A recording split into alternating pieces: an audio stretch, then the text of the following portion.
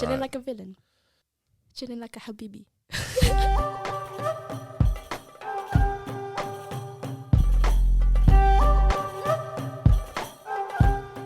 أهلا وسهلا إلى حلقة جديدة. إحنا ضيفنا اليوم إيمان، كيف حالك؟ الحمد شو لله أخبارك؟ كويسة قوي. منيحة. أنت من وين أصلا؟ أصلي أنا بريطانية ماليزية. ما شاء الله. بس تتحدثين في اللغة العربية أكيد؟ شيء. ما شاء الله. أين تعلمت اللغة العربية؟ في جامعة سيدني وجامعة أكسفورد كمان. ما شاء الله. الله أكبر. الحمد لله. We're gonna have this. It's gonna be a lot of languages. It's gonna be a random interview, and we're gonna try to not speak 3 languages in the one sentence. We are? Oh no! I think what we'll do is we'll do like Arabic. نتحدث باللغة العربية والإنجليزية كمان، يعني بنفس الوقت، يعني مهما تريدين. Okay. And then we'll switch. Well, I'll try to switch because يعني اللغة ملاوية بالنسبة لي مش قوية جدا. We'll try to switch Malay, and then we'll just wing it. We'll just go with it, bro. Yeah, we'll go with the flow. We'll go with the flow. So can I embarrass you a little bit and just mention your bio? Okay. I just want the people to I'm realize cringing in the background, but who I'm speaking to. Or if you want, I can just put the bio it's fine. down the bottom. All right. Okay. So Iman Farrar ما شاء الله. هذا اسم عائلتك عربية؟ ها لا فرار. مش لا فرار. ممكن Farrar. فرار. It's actually Farrar from Yorkshire. It's a lot less exotic. It's a lot less exotic than it sounds. It's مش فرار. مش فرار. It's Farrar. بس هل الناس يظنون أنك من بريطانيا أو لما يشوف الفرار أو فرار من بريطانيا. بريطانيا أكيد. بس هل العرب all the way to the Normandies. بريطانيا. 100%. 100%. So Farrar. West Yorkshire. اسم from Leeds. Celtic ولا Anglo-Saxon أو بيض؟ أنا مش عارفة. والله مش عارفة. But I know it's like they did. I think one of my aunties did a little ancestry.com thing. Yeah. And it's as white can be. Right. Okay. All right. So on granddad's side at least. Straight orang Mak Saleh. Memang Mak Saleh. Okay. Wow. Interesting. Okay. So Iman has obviously Iman Farrar. Oh, sorry. Just go with one of the pronunciations. Farrar. Has lived across 5 countries, growing up in England, Malaysia, and Australia. Yeah, Jordan and Syria as well. Mashallah. Okay, sorry about that. I didn't know that. How dare you? The audacity to not know all about my life. ما تعلمت اللغة العربية هناك بأردن ولا؟ لا. هنا بأستراليا. خلاص, we'll get to that. We'll get to that inshallah. And since 2019, she has been performing in Malay, English, and Arabic. Her notable performances include يا طيبة رسول الله, رقت. Do you realize you're from the Gulf? رقت أين. قلبي. Kasih padamu. Yeah. And Dia Muhammad, among others. With a combined viewing of over 20 million hits. It's a lot more than that now. But MashaAllah. Me and my family are probably 1 million of that. Alhamdulillah. On repeat. She has recently covered some of her favorites, including Zemmiluni and Best Manners. صح? And she's released the demo version of Believe this January.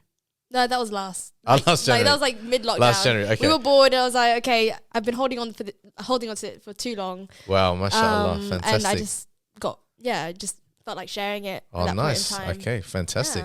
Yeah. Iman has founded Kind Necessities in 2017 while in her first year of undergraduate degree, which is a charity that works. ممكن تحكي شوية عن الcharity? Just Well, Kind Necessities, I found it when I came back from Jordan, and it worked on a 2-pronged approach locally to transform the taboo surrounding female hygiene, and do like workshops, work within the local community, within schools, and then also on an international level to provide refugee women with reusable hygiene packs. Mashallah. Which would last up to 3 years. Wow. So that was and you did that on your first year? Yeah, that was my first year. Yes, salam. And in 2019, Iman joined Project Dastan as their innovations lead. And mumkin so Project Dastan is a really, really cool project. It's now an award-winning project as well. Wow. And it was basically using virtual reality technology to reconnect partition witnesses. They're like 40 million refugees overnight, right? It's one of the biggest migrations in history. Yep. And yeah, Mountbatten said 1947, you know. Yep. We're talking split India, Pakistan. We're talking. And yeah, so it was an incredible project. And it's a peace building project beyond everything, but it also had a VR film called Child of Empire that came out, and that's been to Sundance. It's been all around. Wow. And the project's just gone from strength to strength. But I got too busy with my university. Yeah, but at the time, being a part of that was really, really, really cool. Working with this cutting edge technology, learning about it as we go. Yeah. And 2019, that was like when VR was trying to... Yeah. There was a lot of XR and VR at the time. And so it was... what's XR? It's like augmented reality. Right, gotcha. Yeah. Okay, cool. That is super, super interesting. And tell me about your...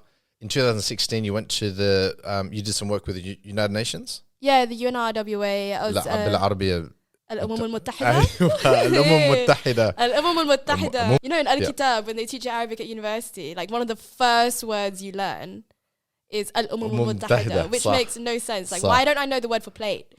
Why don't I know the word for a fork? صحيح. Why do I know الأمم المتحدة? صح. And how was that experience in Jordan? Well, it was very eye-opening, but it was also incredible, you know, like it was giving me the groundwork research to start up kind necessities. And so I was learning about like the local economy and like the way that things work on a local level. I was working with the Markaz al-Nisaiya, so the Women's Centre, and seeing the way that they were upskilling these women and trying to ensure their financial future as well, but on a very micro level, which is really cool. Interesting. And then the schools, which were provided for the refugees as well. And because it was initially set up as an emergency camp, but because obviously there's nowhere to go back to, then they had to start building. Yeah. So it became a permanent settlement. Yeah. So it's fascinating. It's fascinating. I need to get you on to my other podcast and talk about the... so I'm sure they would have like microfinance and all sorts of sustainable financing and all that kind of stuff. Yeah. Like that. Yeah, there's a lot more like organizations working on that now than there were at the time, I think. Yeah. It's become much more of a thing, especially within the Muslim community now, like talking about microfinancing and talking about like, you know, all this sustainable charity work, right? Rather than aid. And that's a whole other discussion to be had. 100% ما شاء الله جميل جدا جميل والله أنا جدا فخور بك ما شاء الله what you've done and you know really amazing ما شاء الله to be you know kind of watch you from afar kind of doing your thing which is amazing ما شاء الله. It's not been an easy ride though. Yeah, I can imagine. So let's go back to your Arabic. لماذا بدأتِ التعليم في اللغة العربية؟ It's a good question. Well, it's like this, right? ليش عربي يعني? It's hard to like actually say in Arabic because it's like my whole life I've been mistaken. My whole life I've been mistaken for an Arab, right? And it's شكلك like مصرية. Yeah, exactly. and if you're Muslim, I was telling you earlier, like they're like, أنت مصرية, and I'm like, لا أنا مش مصرية. أنت منين؟ بريطانيا. لا أنت مش بريطانية. أنت مصرية. والله أنت مصرية. I'm like, أنا مش مصرية والله. فرار اسمي. Farrar, not Farrar. But that doesn't convince them because it sounds Arab as well. So my name is Iman. My last name sounds Arab. And I look like this with this brow game. Like it's a tough life. But no, I was mistaken for an Arab my whole life. I was also surrounded by Arabs my whole life. Yep. And I lived in Syria before the war, right? And it came to a point where like I was seeing on the news such a contrast to the reality of like my experience and then so much prejudice as well. And I faced the same discrimination as an Arab despite not being an Arab because of my hijab. So then where do I fit within all of this? And I figured the only way to truly understand where I fit in this world is to understand the identity I'm mistaken for. And that was what started my intrigue in the Middle East and in Middle Eastern studies and in the Arabic language, which I also thought was one of the most beautiful and it's also one of the most fun to sing vocally. So, yeah. Wow. Yeah. That's fascinating. So how did you guys end up in Syria? Well, my dad was learning Arabic at the time. Yeah. So هو يستطيع يتحدث في اللغة العربية كمان صح؟ إيه. فصحى بس. But yeah. And it was, we were going back and forth between Amman and he was going back and forth between Amman and Dimashq. At the time. بس للغة العربية. اللغة العربية. So because he was learning, we decided to join him at one point. And then that was why we were there. Wow. And eventually, you know, you're like playing around in this masjid and that masjid, this place and that place, and then you realize those places don't exist anymore. After the war, and it's not even close to the experience of the actual Syrians, right? But it's a nostalgic memory for me, and it's something that, you know, was a very formative part of my childhood. But yeah. Wow. So بدأتي في بكالوريوس وتعلمتي اللغة العلاقات الدولية والسياسة جميل والثقافة العربية. اوكي طيب في أي جامعة؟ في جامعة سيدني. اوكي مثل نيرة. مثل نيرة. نفس الأستاذة. نفس الفصل كمان. سبحان الله. We had Nisreen. Nisreen ما شاء الله. I have to meet this Nisreen. I've been she's a gem. She's so cool. Heard about so much of her. Lucia and Nisreen were my favorite. MashaAllah. My undergrad. I have to really meet them. I'll stalk them on the on the gram. Yeah. على الفيسبوك والواتساب. على الفيسبوك واتساب كل شيء. وكيف كانت الخبرة هناك في الجامعة؟ تمام. It was amazing. وتعلمت اللهجة المصرية والفصحى. اللهجة المصرية. أنت تفضلين مصرية صح؟ مش كثير بس عامية مصرية. بس في جامعة أكسفورد كل شيء في الفصحى. وقبل ذلك لماذا اخترتي وقبل ذلك لماذا اخترتي Oh my god, the case endings too. Wow. I'm so triggered. مشاهدين الكرام مستمعين الكرام عفوا لماذا بدأتي الدراسة هناك في أكسفورد في ماجستيرك؟ It's the best. أعظم أكيد. For Middle Eastern studies as well, right? You have the option of like Cambridge or maybe Warwick or King's or SOAS. SOAS was my plan B. Yeah. But I kind of actually only applied for Oxford. Right. And it was a very last minute application, but for me it was like Oxford or nothing basically for this because you look at the specialism of the professors. You've got Eugene Rogan, you've got Michael Willis, you've got like some of the best leaders in the field, right? You got Avi Schleim, even if you want to talk about like Israel Palestine, touchy. But like you have the top people that I've been reading in my undergrad, and they're my professors there, and so it's like you get a whole different experience from it. And yeah, I wasn't going to be paying international fees for a place that's going to be the same experience as my undergrad, right? And I've heard that, you know, here in Australia, when you do go to a shoot, there's like 30 people there. And no one's paying attention. No one's done the readings. So can you tell me about the experience in Oxford? I heard that's something different. Oh my God. So your lectures are about like 15 people. And then 15 people in the lecture. Yeah. Oh my gosh. And then your tutorials are about maximum 3. Oof. Yes. Usually it's 1-to-1 or 1-to-2. Yeah. Wow. Yeah. And you really can't hide behind not doing your reading. And can you tell me about some of the readings? Like, what are we talking? Like, we're talking at least a chapter, but sometimes a whole book per week. A whole book a week? Yeah, sometimes. That's also per the subject that you're doing. Yeah.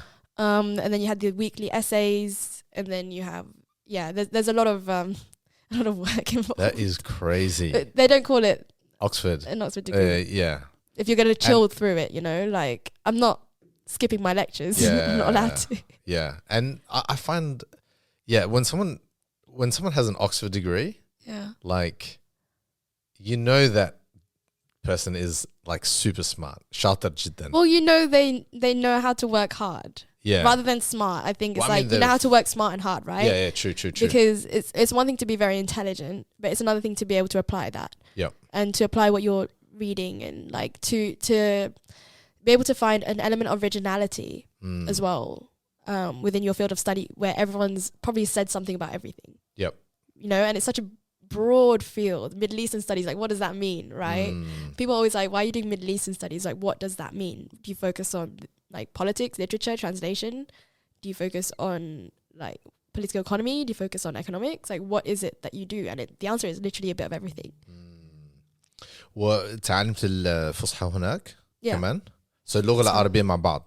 So with your studies, اللغة العربية مع بعض. Yeah. And it's a compulsory element. Right, gotcha. You have to do one of the Middle Eastern languages, well, Middle Eastern North African languages. Yep. So that can be, you can do Persian, you can do Turkish, you can do Arabic, you can do classical Arabic as well. فصحى التراث. Oh. Which is really interesting. Yeah. Because you'll have people who are doing the MPhil in Islamic studies, for example, or ancient Middle Eastern studies. They'll be doing a completely different field of linguistics. It's and رسالتك عن شو يعني? So my thesis. My thesis was to do with the impact of Islamism and specifically the Justice and Development Party in Morocco post Arab Spring. Right. On the representation and progression of women in Morocco until 2021. Wow. Yeah. So 2011 to 2021. So pretty recent stuff. Yeah. Yeah. And there wasn't very much on it at all because it's some all, of the actors are like they're still around. A lot of it was in French, and I was like, I don't speak a word of French, so can imagine doing my research was really challenging. Wow. So how did you do it? Just I had a few friends helping me translate. Yeah. And then just like the interviews, using a lot of secondhand interviews, which were able to be translated. Yep. And just putting two and two together, like media articles, like the way women are scapegoated, the way that like. It's interesting looking at like, you know, the different facets of society and like the way that they interact with each other from a grassroots level to a high political level, and how that then translates into legal changes and then societal changes and behavioural changes too. And even in Morocco, because you didn't really have the same. I had COVID in the middle as well, so I could actually go to Morocco to do my research. Wow. So I've had to rely on like a lot of various other different streams of and what was the conclusion? In 2 sentences. Oh my god. The conclusion. Okay, so sure. What was the question? But it's too long. What was your argument? Essentially that an Islamist government doesn't necessitate regressive politics, right? So it's towards progress, and actually the local demographic being Muslim created and like with the party being an Islamist party, it actually created a better relationship between them and a better exchange in their in that relationship. Yeah. Because they felt more heard and understood. Yeah. And on their end, they had a different positionality and access to the local community as well, because it done a lot of the groundwork. And a lot of these Islamist parties, kind of like in Egypt with the Muslim Brotherhood, they had done a lot of like the groundwork with the social aspect of like filling in that. The rapport is there. Yeah. The connections and especially when you have like so much civil discontent, right, in a period before the uprisings in the Arab Spring. Yeah. There's a lot of things that were lacking. So who filled in that time? Who created that trust and that bond? And oftentimes these Islamist governments actually have a very socialist agenda in that sense. Like they're able to work within the community and it's for the community. And so they've built that trust with them to say that we're here for you. Yeah. We're going to fulfill your needs on a basic level. And we're not going to be corrupted because, you know, we have a higher purpose as well. You know, we're doing this, lillahi ta'ala, this and that. So yeah, it's an interesting... That's interesting. It's Maghribi politics is not something that I've really delved into, but the king as well, because they say that he's of the Prophet's heritage, right? So, but can I just ask? Sorry, this is super interesting. What about the elites? Were they part of the movement, or did they have an opposition? In what sense? You know, typically, because the elite can mean a lot of different things. Yeah, in terms of. Do you mean the royal elite? Do you mean the political like elite from like a previous government? Yeah. Do you mean? So yes, that's a very good point. I'm just thinking in a broader sense. Do you mean rich people? Like, what do you mean? Yeah. So like, say for example, in different banking industry, you know, in a lot of Muslim countries, sometimes the elites tend to be a little bit more on the secular side of things, and part of the broader nationalist story. Yeah. So in Morocco, is it, but say, for example, Indonesia, whereas... you got to remember the royal family, like, intertwined their image with, like, the divine aspect, right? Yeah. As well. Yeah. Like, he is a descendant of That's the right. prophet, is what they say. And so because of that, he's there. Yeah, he's got legitimacy in that role. And also connections with the ulama. Exactly. Absolutely. Yeah, more so than the other. Yeah. And you don't really see the king going off and partying like the princes in Dubai, right? You don't see that from the Moroccan king. Because the religious image is really important to his legitimacy. And it's the same with providing that legitimacy to the PJD. But they were also kind of like in Nahda in Tunisia, like a more modern version of an Islamist party, which was acceptable to the youth, to the shabab. Interesting. So, yeah. That's really cool. That's a really cool, like a super interesting topic. Yeah. Like for an Australian, solely Australian, but to go from Australia to study on that. Yeah. On that topic, it's not something that you would typically come across. Like if you were... Well, I wasn't sure if I wanted to do the Maghrib, but actually the more I started to look into it, I understood because it has such a history of education. Like you got the University of Qarawiyyin in Fez, right? Like, and it has a very strong history of strong women. And in feminist studies, especially in gender studies, like when you look at the Middle East, a lot of them come from Egypt and Morocco. Yeah. And so when you're looking at women and progress, that's right. Actually, why is it that Morocco specifically seems to have like brought up and out a lot of very strong women? What about Morocco is so special? Yeah. And actually, they've just always fostered this concept. Yeah. They've always had a من زمان. Yeah. I think like even within, if you look at the concept of the harim. Yeah. And the concubines, right? The ones in Turkey versus Morocco are very different. The ones in Morocco were educational institutions as well. It wasn't just about big walls and control and like women not being allowed this like to this place or that place. It was actually, okay, how can we also utilize our space within this private space? And then later on, it became a question of how do we exit the private space and join the public space? And then now you have members of the PJD, an Islamist party, putting forward women. Like, Iman, right? But then you obviously have an image associated with that and upholding that. Yeah. Super, super interesting stuff. Yeah. I find I want to talk more about the stuff and going back to that, to the language. But can I just have a question about Darjan? How did you... Darija? How did you I needed friends who speak Darija. I can't. It's so hard to understand, man. Like, I did try, but it's just... Even my friend was trying to teach me... It's too confusing, man. My friend actually was just trying to teach me like a few weeks ago, just... Don't ask me. I think it's kabagate. But kabagate is from كيف بقيت أنت or something like that. Like, that's so it. They don't have any long syllables. Everything is short. It's like everything is short. And it's highly confusing because you have the mixture of like French in there as well. صحيح. And تمازيغ كمان. And the tamaziq as well. Like it's.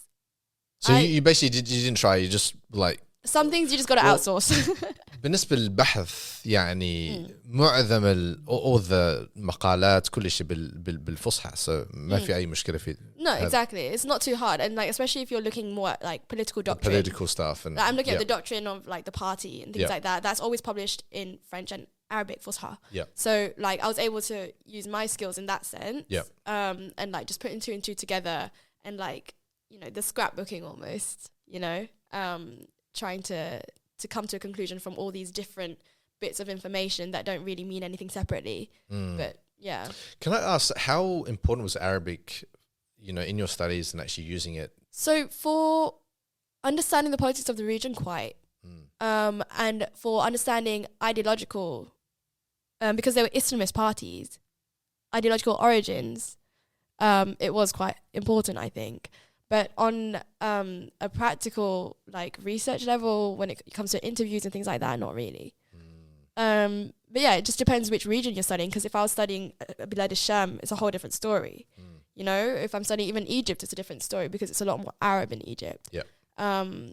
They might get a bit mad at me saying that, but but like linguistically, at least they speak more Arabic. Yeah. It's more Arabic. Yeah. It's not like their own dialect. Can I ask? So where are you going to take this? Like, what's your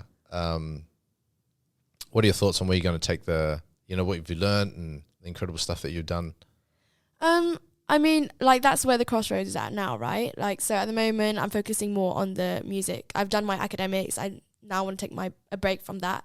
But obviously, you know, how else can I make sure that I'm maintaining that aspect of, like, my passion, you know? Which is? Just, like, I just enjoy learning and studying and researching, you know? I just find it fascinating learning about people. I think people and culture is the essence of everything, in the sense of, like, this is... You know, we're social creatures, you know, and like the more you understand, the more you build empathy, the more you are able to solve problems in the real world. And yeah, so wherever the music avenue takes me as well, it's just like, how can I amalgamate these things is a question I'm still answering. Mashallah, too skillful, mate. You just have to, you know, kind of... focus a little bit. No. I think it's awesome. But you have a very...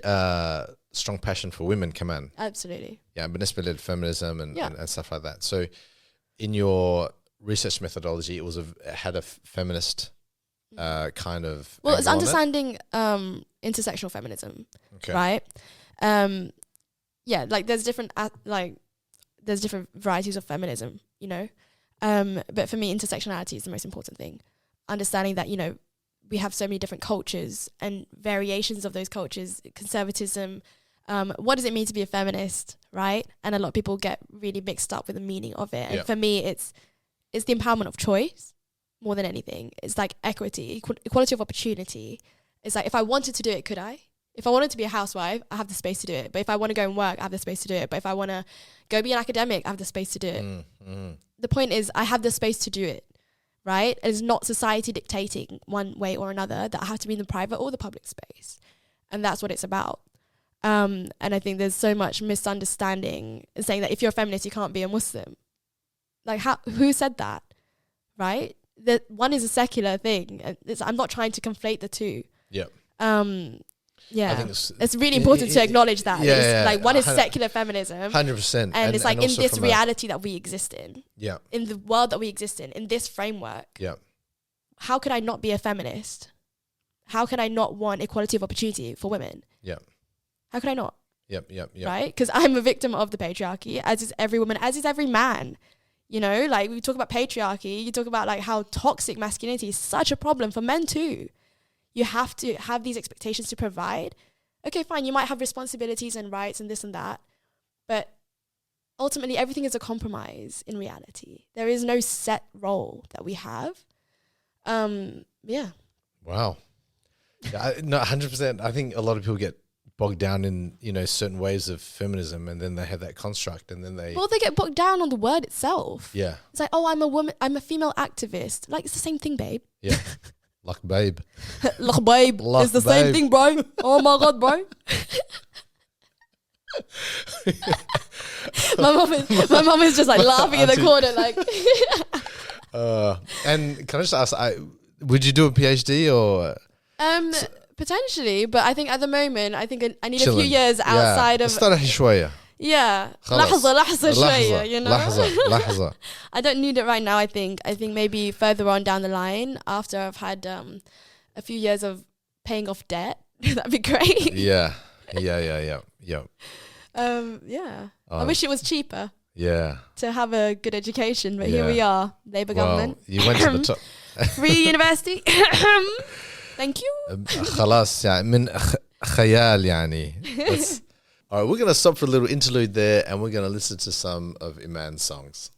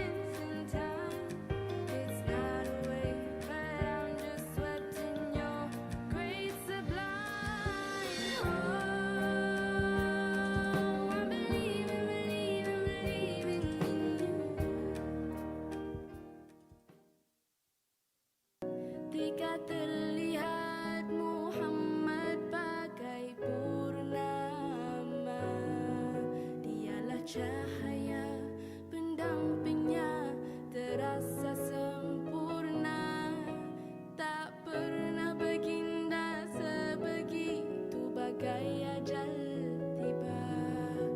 Dia menenangkan memeluknya dan hilanglah resah hisset. Zammiluni, zammiluni, zammiluni, zammiluni. So sekarang ni kita cakap Melayu bahasa sikit. Melayu. Bahasa Melayu Okay. sikit. Okey lah. Maaf sebab saya tak boleh cakap bahasa Melayu.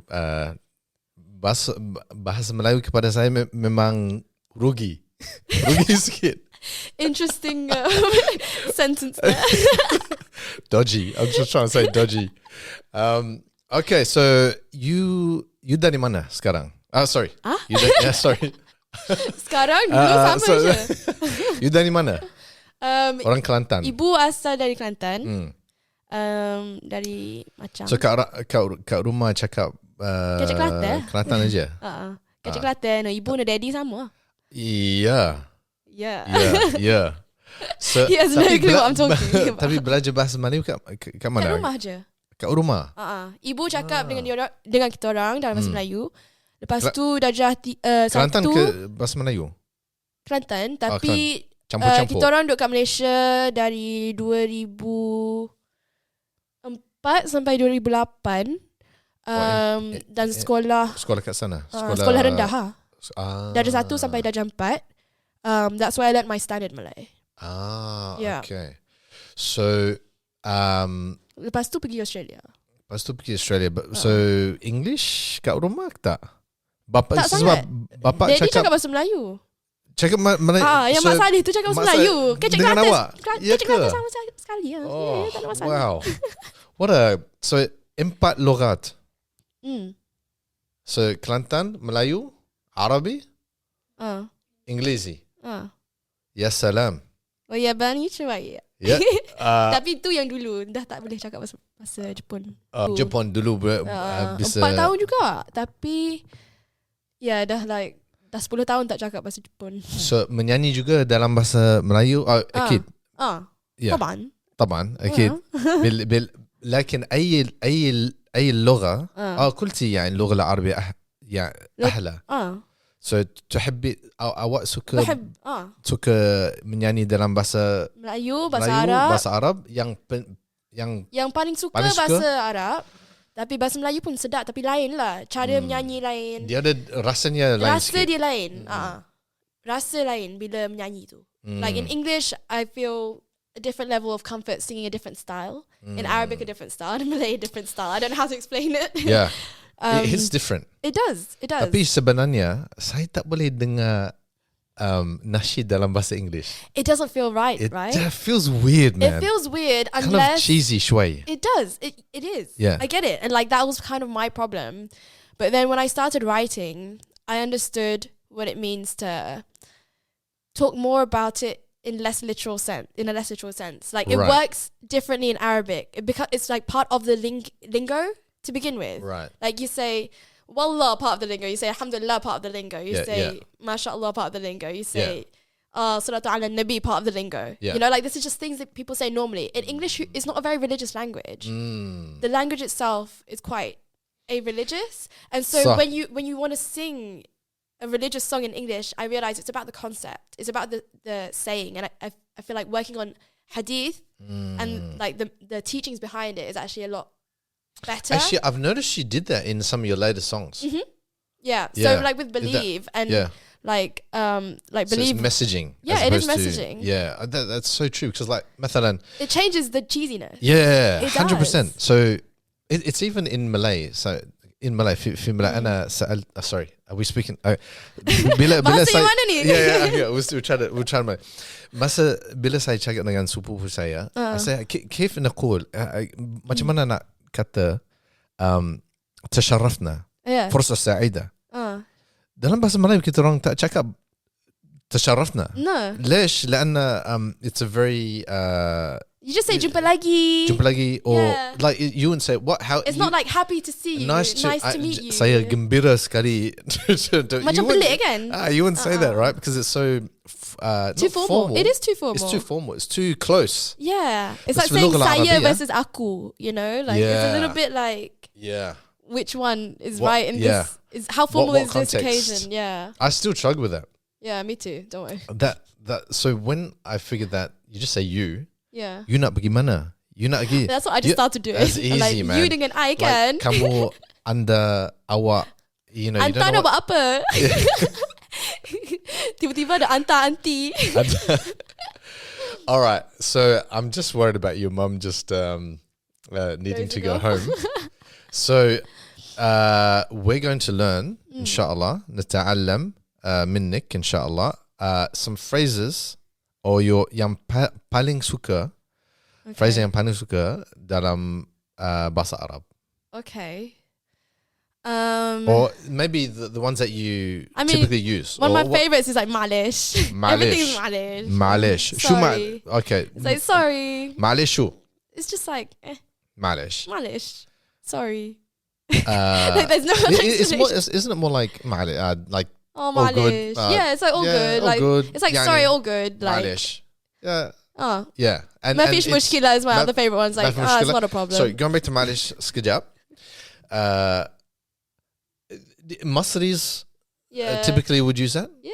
Malish. Actually, everyone uses that. It's like you're walking around, you just like, excuse me. It's like, oh, malish. Malish, yeah.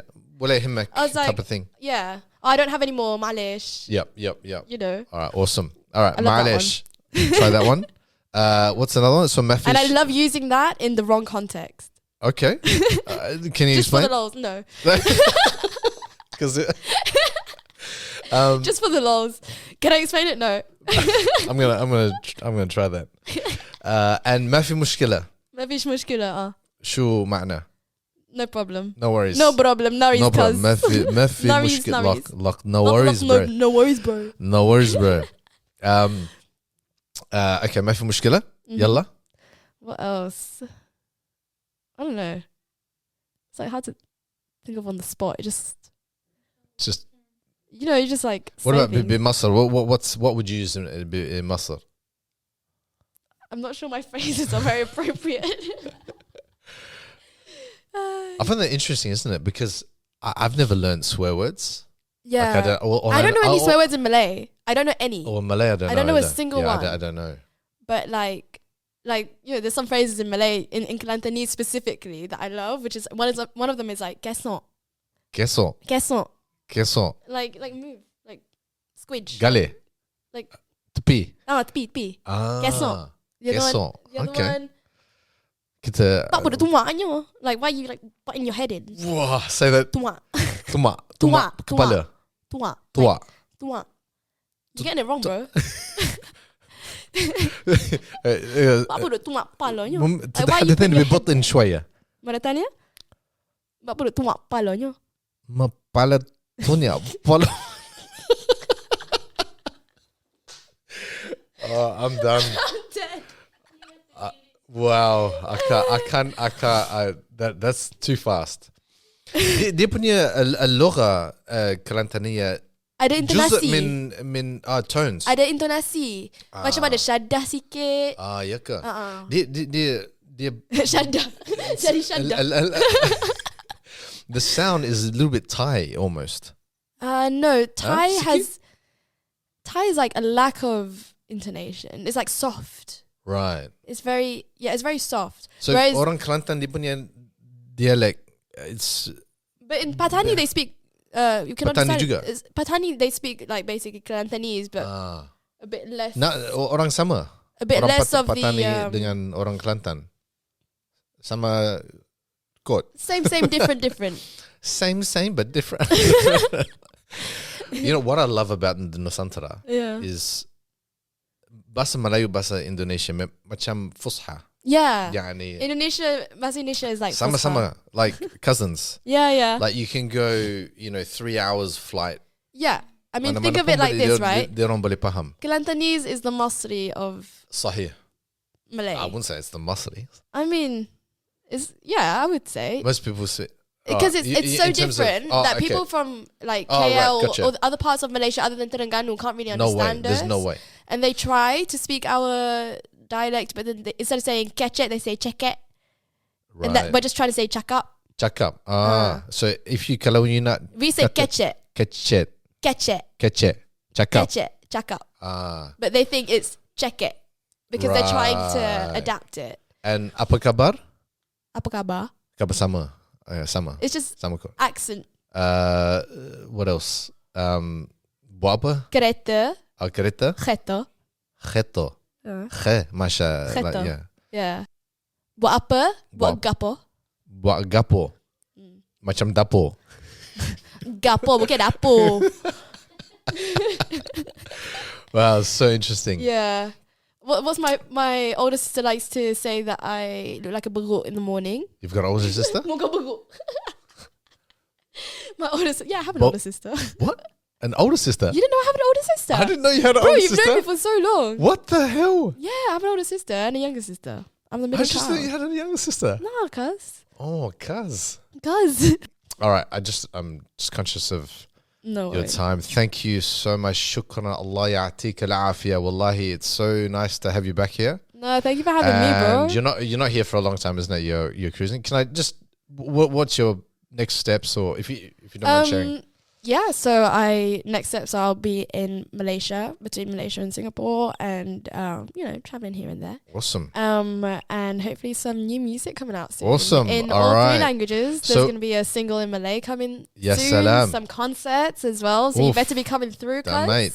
Can I get some VIP tickets? Say no more. I got you. Yes, salam. And where can we catch all this? You'll be able to catch it all on my socials. Yeah. Which is? At Iman Farrar. Iman Farrar.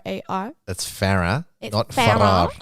Not Farrar. All right, cool. Thank you. Allah ya'tik al-afiyah. Shukran jazilan. Hayak Allah. Inshallah, all the best with all your endeavors, inshallah.